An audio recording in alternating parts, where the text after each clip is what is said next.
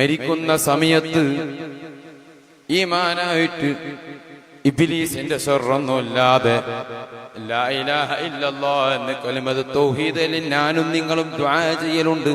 ശരി തന്നെയാണ്. എന്നിരുന്നാലും ഏതൊക്കെ മജ്‌ലിസ് നടക്കുന്നുവോ ഈ 33 വർഷം മജ്‌ലിസ് നടത്തിയാൽ ആ വർഷങ്ങളിലല്ല ഈ 33 വർഷം ഉപ്പ നേതൃത്വം നൽകി. ഈ 33 വർഷം എവിടൊക്കെ നേതൃത്വം നൽകിയോ ആ ദുആയിലെല്ലാം എല്ലാം ഈ ദുആ ഉണ്ടാകും. അതും അതാ ഇവിടെ പുലരുകയാണ്.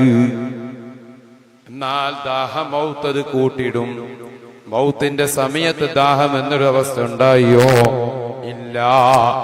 അതും അതാ അവിടെ എന്താണെങ്കിൽ സത്യമാവുകയാണ്. എന്തേ അതിനുള്ള കാരണം? അതേ സത്തായ ഈമാന ഖുശൂഅോടുകൂടെ ബദരീങ്ങളെ ഉയർത്തിപ്പിടിച്ചപ്പോൾ ആ കുരുത്തവും മാതാപിതാക്കളുടെ കുരുത്തവും ഉസ്താദന്മാരുടെ കുരുത്തവും പൊരുത്തവും ആ തഅ്ലീമോടുള്ള അദബോടുള്ള കൂടെ ജീവിതം ഉണ്ടായപ്പോൾ അതാ അല്ലാഹു നൽകുന്നു. ഈ ഹയാത്ത് കാലത്ത് തന്നെ അവരെ ഹിഷ്ക് വെക്കുന്ന മുഹിബ്ബീങ്ങൾക്കും അതേ മക്കളായ ഞങ്ങൾക്കും കാണിച്ചു തരുന്നു. അതേ മരണത്തിന്റെ അവസ്ഥ അതാ മരിക്കുന്ന സമയത്ത് പറയുകയാ. എന്തേ ഒരുപാട് ജനങ്ങൾ വരാനുണ്ട് ഇവിടെ. അതെ, നിങ്ങൾ പോയി പായസം ഉണ്ടാക്കി ഭക്ഷണം ഉണ്ടാക്കി വെക്കണമെന്ന് ഞാനെല്ലാം മക്കളായ പെമ്മക്കളായ അവരോട് പറയുകയാണ്. നിങ്ങൾ ഭക്ഷണം പായസം ഉണ്ടാക്കി. ഇതുവരെ ഞങ്ങളോട് അങ്ങനെ പറഞ്ഞിട്ടില്ല. അതാ പറയുന്നു, ഭക്ഷണം ഉണ്ടാക്കി പായസം ഉണ്ടാക്കി ഡോർ തുറന്നു വെക്ക്, ഒരുപാട് ജനങ്ങൾ വരുന്നുണ്ട്. എന്നിട്ട് പറയുന്നു, ഗൗസുല്ലാം തങ്ങളുടെ അടുത്തേക്ക് ഞാൻ പോവുകയാണ്. നിങ്ങളൊക്കെ ഞാൻ ഏറ്റെടുത്തിട്ടുണ്ട്.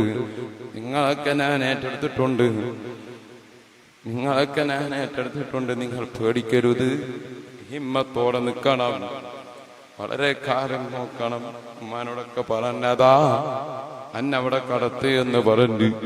അവിടെ റൂമിൽ കടത്തിയിട്ടതാ പറയുന്നു, ഞാൻ പോവുകയാണ്. ലാ ഇലാഹ ഇല്ലല്ലാഹ് അല്ലാഹ് അല്ലാഹ് അല്ലാഹ് എന്ന് നിവർന്ന് കൈവച്ച് മരിക്കുന്നു. ഇതെല്ലാം അവിടുന്ന്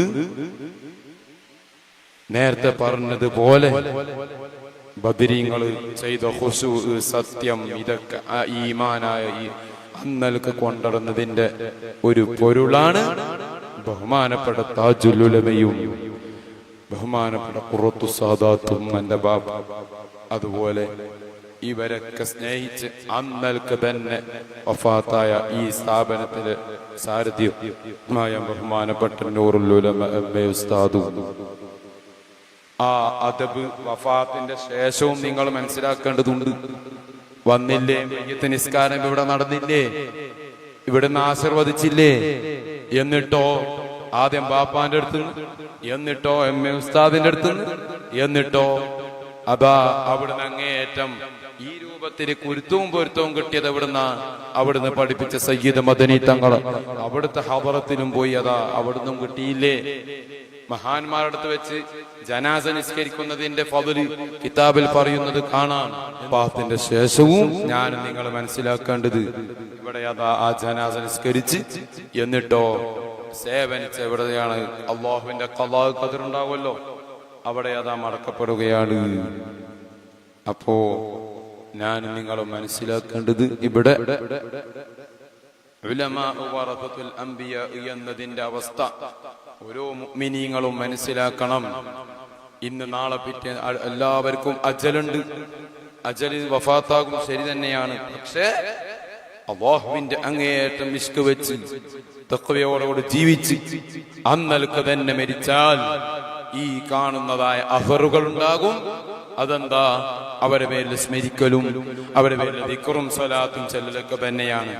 അതല്ലാതെ ഏത് ആലിമും അല്ലെങ്കിൽ ഏത് സയ്യിദും അങ്ങ് വാനോരം ഉയരുമ്പോൾ ഒരു കുശുമ്പ് വെക്കലോ അല്ലെങ്കിൽ അസൂയ വെച്ചോ, അല്ലെങ്കിൽ ഹസദ് ഉണ്ടാക്കി, അല്ലെങ്കിൽ പരദൂഷണം പറഞ്ഞ്, അല്ലെങ്കിൽ ഫിത്നയുണ്ടാക്കി ആ തങ്ങൾ അങ്ങനെയാണ്, അല്ലെങ്കിൽ ഈ തങ്ങൾ ഉയർന്ന്, അല്ലെങ്കിൽ ഈ തങ്ങൾ എന്ന് വെച്ച് മനസ്സിൽ വെച്ച് നടന്നാൽ അല്ലാഹു ഈ പറയുന്ന തങ്ങളായാലും ശരി, കേൾക്കുന്ന നിങ്ങളായാലും ശരി, റബ്ബ് വിടുകയില്ല.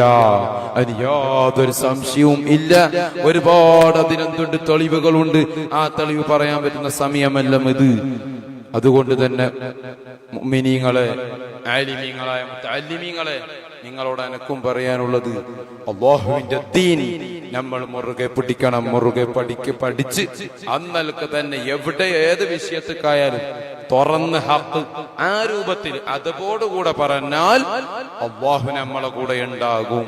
അത് പറയുകയും വേണം. ഈ കാലത്ത് സോഷ്യൽ മീഡിയയുടെ അടിസ്ഥാനത്തിൽ ഈ പറയുന്ന തങ്ങൾക്കുമുണ്ട്. അതിനടിസ്ഥാനത്തിൽ വാട്സപ്പ് ഇങ്ങനെ പറഞ്ഞിട്ടുണ്ട്, അല്ലെങ്കിൽ അതിനടിസ്ഥാനത്തിൽ ഒരു തുള്ളല്, അല്ലെങ്കിൽ ഇന്നവർക്ക് വേണ്ടി തുള്ളുന്നൊരവസ്ഥ നമ്മൾ ഒരാളും ഉണ്ടാകരുത്.